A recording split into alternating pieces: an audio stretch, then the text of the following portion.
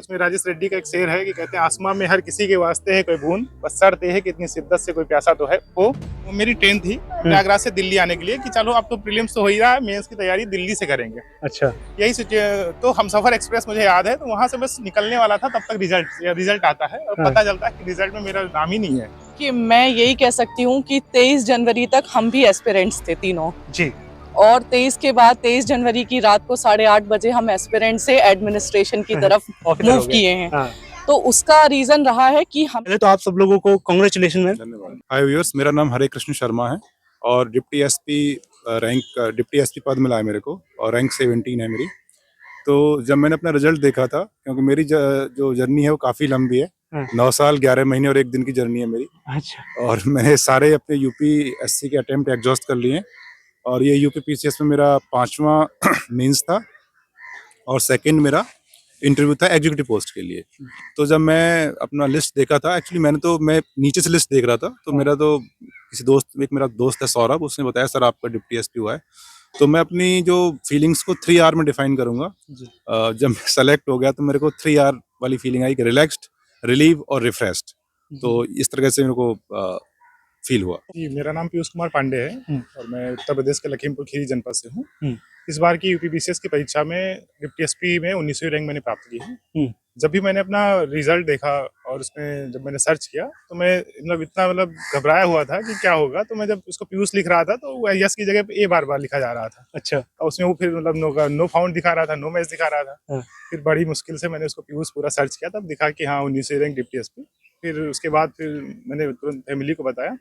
उसके बाद से सबके फोन आने लगे, लगा कि चीज एकदम बिल्कुल एक डिमार्केशन जो लाइन होती है कि स्टूडेंट से जो सिविल सर्विस वाली होती है, वो चीजें तुरंत बदलती हुई नजर आ रही थी। लगातार एकदम एक स्पेशल फीलिंग हो रही थी। घर का माहौल काफी ज्यादा अच्छा था। मैंने इतना एक्सपेक्ट नहीं किया था कि वो लोग स्वागत में इतना सब कुछ करेंगे और मैं अपने तहसील की पहली पीसीएस ऑफिसर हूँ। पूरे तहसील जी, पूरे तहसील से। ओके। तो उसका ये परिणाम था कि जब मैं पहुंची तो मुझे ऐसा लगा कि ये मेरी सफलता नहीं थी, मेरे शहर की सफलता थी। वो सारे लोग वहां पे पहुंचे हुए थे, कोई माला पहना रहा और वो चेहरे में खुशी थी। एक ये था कि हाँ हम भी सपना देख सकते हैं, हमारे बच्चे भी आगे पढ़ सकते हैं, आप उनको बताइए। तो जब सिविल सर्विस में आने का मेन कॉज ही ये होता है कि आप दूसरों के लिए काम कर सकें। आज मेरी सफलता ने अगर दूसरों को प्रेरित किया तो मुझे ऐसा लगा कि वहां से ही मेरी जर्नी का एक पॉजिटिव स्टेप स्टार्ट हो गया। देखिए, हर एक एस्पिरेंट का अपना संघर्ष होता है जी। किसी का ज्यादा होता है, किसी का कम होता है। तो मेरा संघर्ष थोड़ा ज्यादा हो गया। कुछ मेरे जो डिसीजन थे वो उस टाइम पे उस परिस्थिति में सही नहीं ले पाया मैं। तो मैं बस ये कहूँगा एस्पिरेंट को कि जैसे मैंने 3A पे काम किया था, आपको एक तो पहले एक्सेप्टेंस लाना है। जहाँ भी आपकी कमी है पहले उसको एक्सेप्ट कीजिए कि भाई हमारी कहाँ कमी आ रही है। जैसे मेरा प्रीलिम्स होता था पर मेंस मेरा बार बार अटकता था। तो फिर मैंने 22 और 21 में एक्सेप्ट किया कि भाई मेरा मेंस प्रॉब्लम है, तो मैंने उस पर वर्क करना स्टार्ट किया। तो वो 22 में उसका रिजल्ट ये आया कि मेरे को इंटरव्यू कॉल आया, ठीक है। तो 23 में ये आया कि मैं फाइनल सेलेक्ट हो गया। 3A फॉर्मूला क्या आपका? तो एक्सेप्ट कीजिए आप पहले जी। उसके बाद एक्सेप्ट कर एक्शन लीजिए, ठीक है। एक्शन लेने के बाद आपको अचीवमेंट पक्का मिलेगा। मेरी फैमिली बहुत सपोर्टिंग थी। उनने मुझे बोला कि मैं तुम्हें छोड़ने दिल्ली आया हूँ, मैं तुम्हें लेने उसी दिन आऊंगा जिस दिन तुम ऑफिसर बन जाओगी।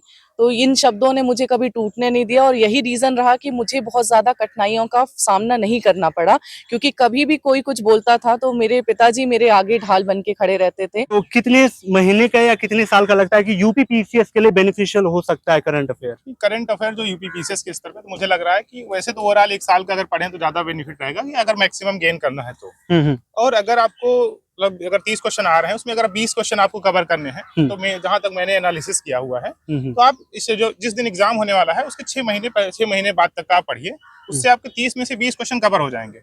और अगर आपको लगता है कि 30 में आपको 25 प्लस या 28 क्वेश्चन के आसपास करने हैं, तो आप 1 साल करिए और अगर हो जाए तो आप 13-14 महीने का भी कर लेंगे, ज्यादा बेटर रहेगा। मैक्सिमम गेन करने के लिए आपको मैक्सिमम मेहनत करनी पड़ेगी। कुछ आपके हिंदी मीडियम के भी दोस्त रहे हैं क्या, उनसे ज्यादा पढ़ती थी? देखिए, मेरे हिसाब से मीडियम सिर्फ और सिर्फ एक कम्युनिकेशन का एक जरिया है।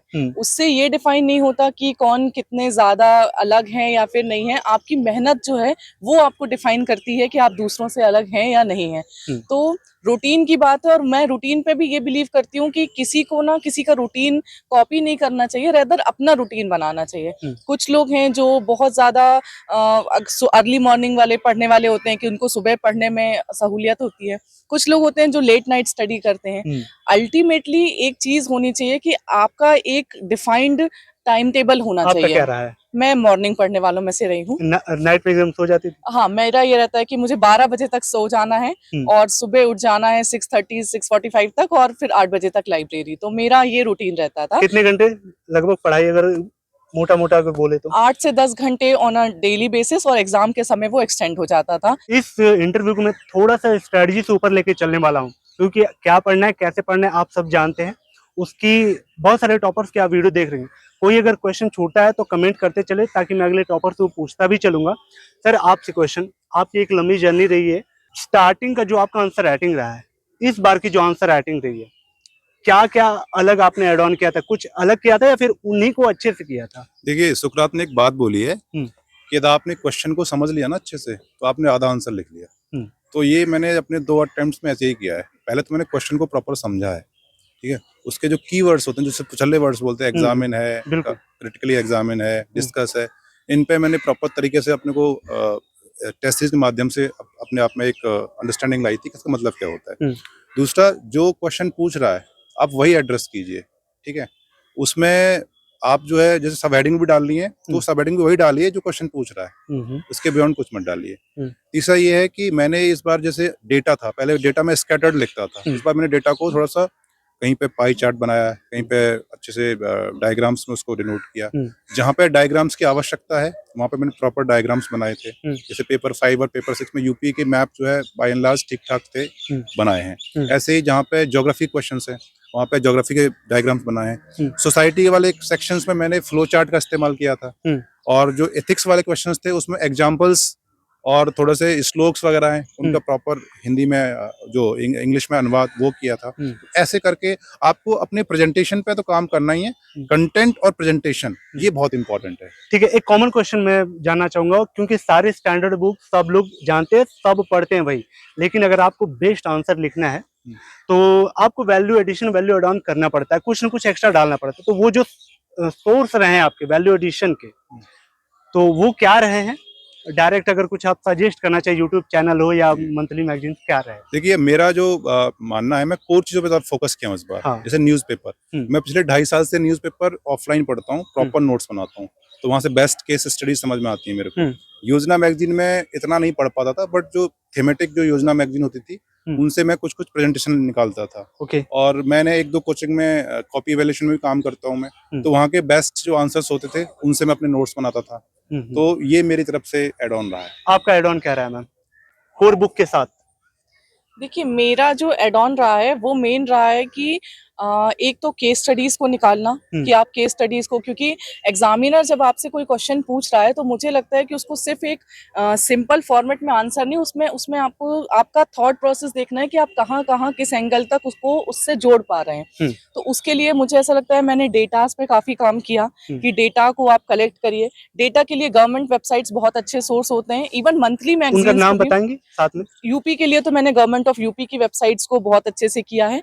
इवन मिनिस्ट्री का ईयर एंड रिव्यू आता है आखिरी में, आप उसको देख सकते हैं। उसमें काफी सारे डेटा जो उनकी की फ्लैगशिप स्कीम्स होती हैं उसका डेटा मिल जाता है। सिमिलरली ऐसे न्यूज़पेपर में, जैसे द हिंदू में पढ़ती हूँ, उसमें साल के जनवरी के मंथ में इवेंट्स आता है, ईयरली इवेंट्स का एक पेज आता है। तो वो उसमें क्या है, लगभग जो साल भर के जो इम्पोर्टेंट होते हैं न्यूज, उसको एक कंसाइज फॉर्म में दिया रहता है, तो आप उन बेसिस में बना सकते हैं। और दूसरा मुझे लगा कि मैंने नोट्स मेकिंग में काफी काम किया है, क्योंकि आपके लिए आखिरी में 700-800 पेज की बुक रिवाइज करना डिफिकल्ट होता है, बट अगर आपने अपने नोट्स बना रखे हैं तो उनको आपको 3-4 बार रिवाइज करने में भी आसानी होती है। तो ये मेरा वैल्यू एडिशन रहा है। सर, ये आपका अटेम्प्ट कौन सा रहा है? ये मेरा पीसीएस में 3rd अटेम्प्ट था और इंटरव्यू फर्स्ट था मेरा। ठीक है, 3rd अटेम्प्ट में सर ये जानना चाहूंगा, जो पिछले अटेम्प्ट रहे हैं, इस बार का जो वैल्यू एडिशन एड ऑन जो मैम सर ने बताया, आपके क्या रहे? क्या आपको लगता है कि ये बहुत मैंडेटरी है कि आप अपने आंसर को एक बेस्ट प्रेजेंट करने के लिए वैल्यू एडिशन करना ही पड़ेगा आपको? जी बिल्कुल। इसके पहले मैंने जो मेंस लिखा था, तो मेंस मेरा मतलब इंटरव्यू कॉल नहीं हो पाई थी, 7 नंबर से रुक गया था। उसमें मेन प्रॉब्लम यही थी कि जो मतलब उस बार के अटेम्प्ट में और इस बार के अटेम्प्ट में मैंने जो डिफरेंस किया है वो ये था कि अब इस बार मैं जो लिखता था तो उसको अगर करंट से इंट्रो अगर मुझे लिखना है उसको मैं अगर करंट से कोरिलेट हो रहा है तो मैं कोशिश करता था कोई रिपोर्ट है कोई इंडेक्स है उसको आधार बना के मैं इंट्रो की स्टार्टिंग कर दूं और जो भी उसकी जो मेन बॉडी होती थी मेन बॉडी में जो पूछा जा रहा है क्वेश्चन को उसको समझते हुए आप उसको हेडिंग डालिए। उसके बाद मैं जो एक विशेष करता था कि स्टेटमेंट के साथ एग्जांपल को मतलब मैं कोशिश करता था कि हर स्टेटमेंट के साथ कोई ना कोई एग्जांपल जो रिलेवेंट एग्जांपल हो कोई डेटा का एग्जांपल हो उसको मैं कोट करने की कोशिश करता था या कोई जिसे हम न्यूज़पेपर पढ़ते हैं तो वहाँ भी बहुत सारे एग्जांपल आते रहते हैं जिनको मैं नोट करता रहता था उनको मैं मतलब इसमें लिखने की कोशिश करता था। तो मेरी जो सबसे स्ट्रेटजी वो अच्छी स्ट्रेटजी थी जो मैंने काम किया कि स्टेटमेंट और एग्जांपल उसको आप वेरीफाई उसको कर दीजिए जस्टिफाई कर दीजिए जो भी आप लिख रहे हैं तो एक मुझे लगता है कि बहुत एक पॉजिटिव इम्पैक्ट पड़ता है एग्जामिनर पे। ओके, आपको लगता है कि यूपी पीसीएस में जो क्वेश्चंस होते हैं प्री पे डायरेक्ट अगर बात करें प्री के क्वेश्चन कुछ रिपीट होते हैं, कितने परसेंट होते हैं, अगर होते भी हैं तो किस तरह से उनको देखना है, कैसे उनको टैकल करना है? जी, अगर जो पीवाईक्यू जो है यूपीपीसीएस का रिपीट जरूर होते हैं 10-15 क्वेश्चन तो जरूर 150 क्वेश्चन अगर आ रहे हैं तो मिनिमम 10-15 क्वेश्चन तो हो ही जाएंगे। और अगर सीधा क्वेश्चन नहीं आते हैं तो आपकी थीम जरूर रिपीट होती है। इस पे अगर थीम पे फोकस करेंगे और जो पीवाईक्यू का आप एनालाइज करेंगे तो आप ये पाएंगे कि अगर आपने अच्छे से एनालाइज किया हुआ है उसको अच्छे समझा हुआ है उसकी थीम पे आपकी ठीक ठाक पकड़ है जो पीवाईक्यू है तो आप हो सकता है 30-35 क्वेश्चन भी अच्छे से कर ले जाएं उस पे पीवाईक्यू के बेस पे। मुझे लगता है पीवाईक्यू को बहुत ज्यादा आप टाइम दीजिए उसको एनालाइज करिए और थीम पूछी गई है उसको आप डेप्थ में जाइए। भले ही क्वेश्चन में मालूम उससे रिलेटेड कोई पॉइंट नहीं डाला गया है तो आप डेप्थ में जाइए उसके बाद उसको डिटेल में पढ़िए। जैसे वो एग्जांपल के रूप में मान लो असहयोग आंदोलन पूछा गया है, स्वदेशी आंदोलन पूछा गया है, हो सकता है कि 2-3 साल उसने पूछा हो तो नॉर्मल स्टेटमेंट उसने डाल दिए हो। फिर आगे इस बार क्या होगा जब आप उसको डेप्थ में पढ़े रहेंगे तो अगर वो क्वेश्चन बहुत हार्ड बनाने की कोशिश भी करेगा या 2-3 स्टेटमेंट में क्वेश्चन बनाने की कोशिश करेगा तब भी आप उसको अच्छे तरीके से कर लेंगे। तो मुझे लगता है कि आप पीवाईक्यू को बहुत बेहतर तरीके से पढ़िए और थीम पे काम करिए। केवल आपको आंसर रटने की जरूरत नहीं कि इसका ए सही हो गया बी सही हो गया या कुछ सही हो गया तो ये काम मत करिए।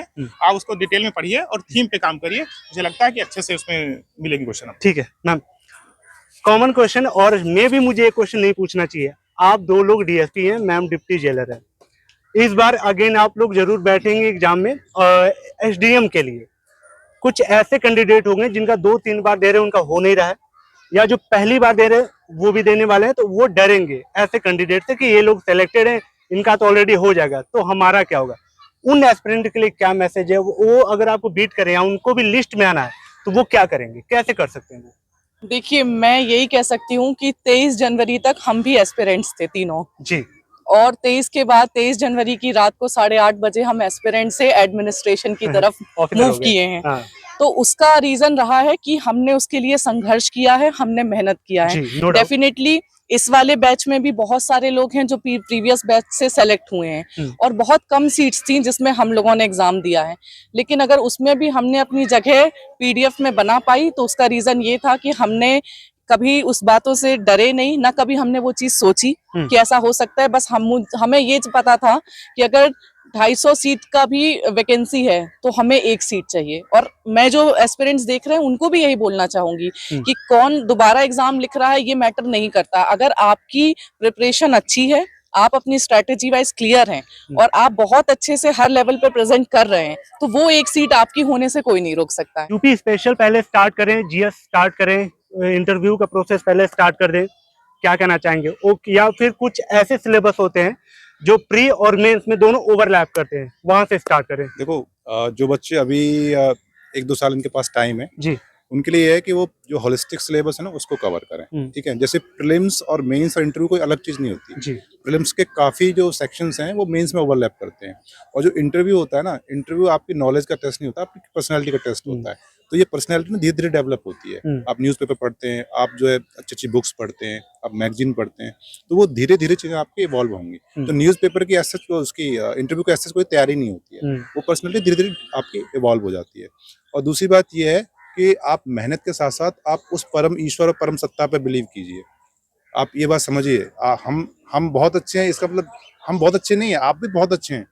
हम इस तरफ आ गए, आप उस तरफ हैं, आपका टाइम आएगा आप भी इसी तरफ आ जाएंगे। तो आप केवल कोर चीज पे मेहनत कीजिए, जो सिलेबस है, पीवाईक्यूज हैं, अपना जो इनरिचमेंट है, यानी जहाँ पे आपकी गलतियां उसको एक्सेप्ट कीजिए, उन पे एक्शन लीजिए, आपका अचीवमेंट पक्का है। ओके, 9 साल की जो जर्नी रही है सर, बहुत लोग के पास इतने पैसे नहीं है कि वो हर महीने 10,000 15,000 देते रहें एक आध साल वो ट्राई करते हैं, प्रेशर आ जाता है कि भाई शादी कर लो या फिर पैसे कमा के भेजो। जी। तो सर इतनी लंबी जो आपकी जर्नी रही है, क्या प्रेशर कभी ऐसा नहीं है आपको बड़े नहीं पड़ा? नहीं देखिए, एक्चुअली क्या है ना, ये मेरे पिताजी और मेरे परम ईश्वर की मेरे पे कृपा रही है। पिताजी मेरे मतलब ऐसे पिताजी भगवान सबको है, और फाइनेंशियली मेरे को कोई दिक्कत नहीं थी। वो जॉब में थे, और तो हर एक पर कैंडिडेट टू कैंडिडेट वेरी करता है। मेरे साथ ये कंडीशन नहीं थी, तो मेरा कुछ और स्ट्रगल होगा, सोशल स्ट्रगल है। सो आपके पास फाइनेंशियल स्ट्रगल है, तो मैं आपको ये बताना चाहूंगा, एक दो चीजें होती है, एक साधना होती है, एक साध्य होता है, और एक साधन होते हैं। तो साधन अवेलेबल हैं, जैसे आपको यूपीपीसीएस की तैयारी करनी है, तो यूपीपीसीएस में गवर्नमेंट ऑफ उत्तर प्रदेश भी काफी कौन सी अभ्युदय स्कीम के थ्रू आपकी तैयारी करा रही है। यूट्यूब पे आजकल इतने अच्छे चीजें आ गई हैं, आप वहां से पढ़ सकते हैं। बुक्स आप नॉमिनल प्राइस पे आती हैं, उनको ले लो। तो यानी कि आप केवल दिल्ली आए या फिर इलाहाबाद जाए, आप घर पे, आपका साध्य इंपॉर्टेंट है और आपकी साधना इंपॉर्टेंट है। ठीक है, आप तीनों लोग से एक कॉमन क्वेश्चन, आप लोग के लाइफ का ड्यूरिंग प्रिपरेशन की बात कर रहा हूँ, कोई ऐसा मोमेंट जो लगा कि ये मेरे लाइफ में नहीं घटना चाहिए या दुखद घटना रही है मेरी, आप तीनों लोग से कोई ऐसा मोमेंट अगर शेयर करना चाहे? नहीं, वो शेयर तो मैं नहीं कर सकता। कोविड के टाइम पे थोड़ा सा मेरा इश्यू था, तो वो थोड़ा सा पर्सनल रहने दो उसको। ठीक है मैम। कि मुझे लगा था मेरा लास्ट यूपीएससी का अटेम्प्ट, क्योंकि मैंने बहुत उसमें मेहनत की थी, और जब मार्क्स आए थे तो जीएस में मार्क्स मेरे 88 कट ऑफ गई थी, और मेरे जीएस में 110 मार्क्स बन रहे थे। और मैंने सीसेट भी लगाया था, तो लगभग मुझे लग रहा था कि हो जाएगा। जब मेरी मार्कशीट आई तो मैं सिर्फ एक क्वेश्चन से सीसेट में रह गई।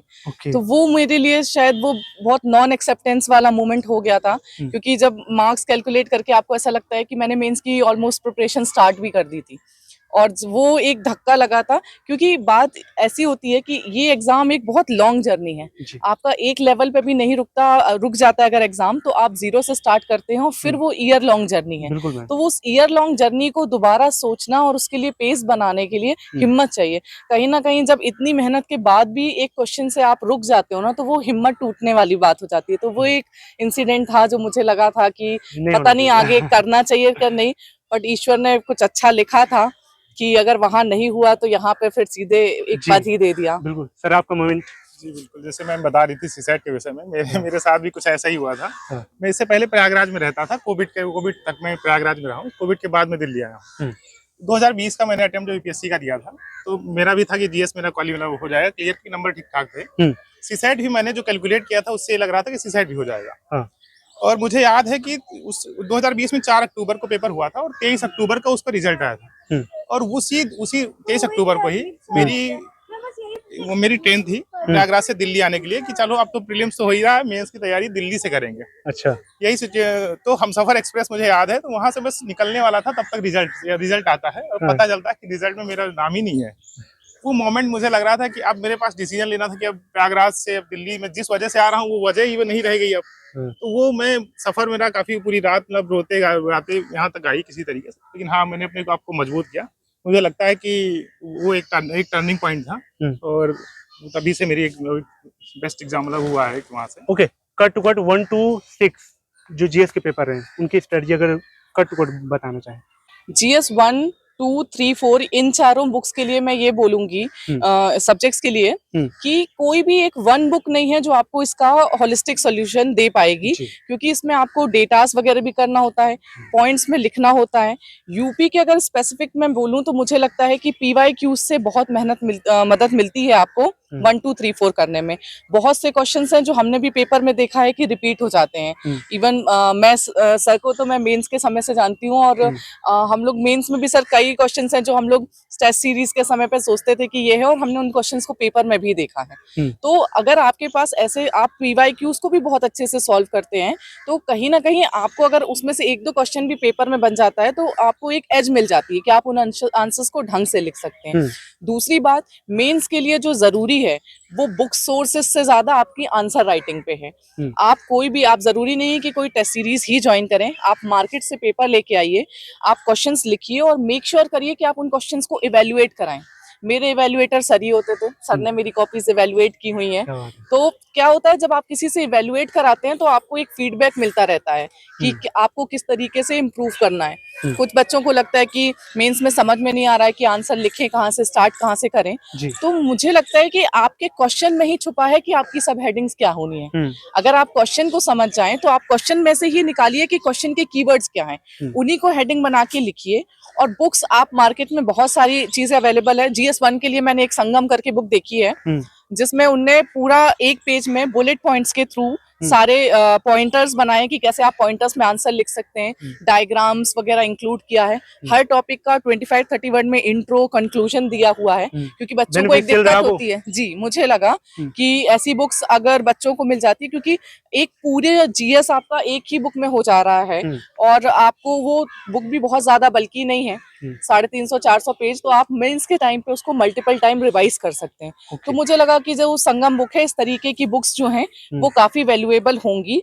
पर उसके अलावा बुक्स आपकी सिर्फ और सिर्फ एक सप्लीमेंट हो सकता है। आपको जो जरूरत है वो है मतलब रिग्रेस आंसर राइटिंग करने की और आंसर्स को अपने इवेलुएट कराने की। ठीक है, कुछ ऐसी बात जो आप उन एस्पिरेंट को बताना चाहते हैं जो मैं पूछ ना पाया हूँ, और कुछ सजेशन देना चाहते हैं एज ए मेंटोर। देखिए भाई, ये है सबसे पहले तो सफलता का कोई शॉर्टकट नहीं होता, पहली बात। दूसरा, एक एटीट्यूड होता है कि हमको छोड़ना नहीं है, और साथ में आपके साथ भाई सबके साथ अपनी अपनी कंडीशंस होती हैं, अपनी अपनी चुनौतियां होती हैं। उन चुनौतियों को एक्सेप्ट कीजिए और उस परम सत्ता में बिलीव कीजिए, जिसमें भी आप मानते हो, चाहे आप निर्गुण हो या सगुण हो, किसको भी मानते हो, उसमें बिलीव कीजिए और हार्ड वर्क करते रहिए। साथ ही साथ उस हार्ड वर्क को इवेल्युएट कराते रहिए अपने दोस्तों के थ्रू, अपने मेंटोर के थ्रू, अपने पीएस ग्रुप के थ्रू। तो एक ये रहता है कि जी किस डायरेक्शन में हम जा रहे हैं। और जी सफलता किसी को जल्दी मिलती है, किसी को लेट मिलती है, तो आप अब ये आपकी किस्मत के ऊपर डिपेंड है। अब यहाँ किस्मत आएगी, पहले आपको हार्ड वर्क करना है, फिर किस्मत का बाद में रोल आएगा। जैसे मेरी किस्मत 9-10 साल बाद खुली है, पीयूष भाई की 5-6 साल बाद, मैम की 4-5 साल बाद खुल गई, तो वो फिर डिपेंड करता है। ठीक है, बस मैं मन की आपको जी जी बोली बस मैं ये कहूंगा कि भाई अच्छे से पढ़ते रहिए। कि मैं भी यही चीज़ कहना चाहूँगी कि इस प्रिपरेशन में आप आ रहे हैं या कोई भी प्रिपरेशन कर रहे हैं आप एग्ज़ाम की, आपके अंदर पेशेंस होने की बहुत ज़्यादा ज़रूरत है। क्योंकि आप ये भी देखिए कि आप इंडिया के टफेस्ट एग्ज़ाम के लिए कॉम्पिटिट कर रहे हैं, तो उसमें बहुत से एक से बच्चे बढ़कर एक बच्चे होते हैं। और अगर आपका सिलेक्शन नहीं हो रहा है, इसका मतलब ये नहीं है कि आप में कमी है, इसका मतलब ये है कि आपकी स्ट्रैटेजी में कमी है। तो मेरी चीज़ मैं यही बोलूँगी कि आपको अपनी कमियों को एनालाइज करने की बहुत ज़रूरत है। क्योंकि अगर आप सिर्फ ये सोच लें कि बस सिलेक्शन नहीं हुआ और लगे रहेंगे, तो उसमें आपका फिर यही होगा कि एक वो विशियस साइकिल बन जाएगी और आप निकल नहीं पाएंगे। लेकिन अगर आप अपनी कमियों को स्वीकार करेंगे और उन कमियों पे निरंतर काम करेंगे, तो वो चाहे कोई भी एग्जाम हो, वो आपका ज़रूर निकलेगा। जो एक बात मेरे मन में है, वो एक पेरेंट्स के लिए और बच्चों दोनों के लिए है। पेरेंट्स के लिए सबसे पहले ये कि आप अपने बच्चे पे फेथ रखिए, ठीक है, आप उसका बस सपोर्ट बन के खड़े रहिए। अगर आपका सपोर्ट है, सर ने भी बोला उनके पिताजी का सपोर्ट था, मैं भी मानती हूँ कि अगर मेरे माता पिता मुझे सपोर्ट नहीं करते, बीइंग अ गर्ल चाइल्ड बहुत मुश्किल होता है कि आप इतने टाइम तक हैं, बट मैंने आपको बताया कि उनने बोला कि मैं आने नहीं दूँ। सिमिलरली पीयूष के साथ भी रहा है कि पेरेंट्स का सपोर्ट। तो यही बोलूंगी कि जो भी सफल हो रहे हैं, उनके पीछे उनके माता पिता का बहुत बड़ा योगदान है। सफलता के बाद मैं तो यही बोलती हूँ कि आप भगवान के भी आगे मतलब बाद में अपना नमन करिए, पहले अपने माता पिता के आगे करिए, जिनने इतने आपके लिए संघर्ष के साथ ही रहे हैं। और दूसरी बात, उन बच्चों को भी यही बोलना चाहूँगी कि जब आपका सिलेक्शन हो जाता है, उसके बाद आप अपने पेरेंट्स को ज़रूर सबसे ज़्यादा महत्व दें, क्योंकि ये एग्ज़ाम आपका अकेले का नहीं है।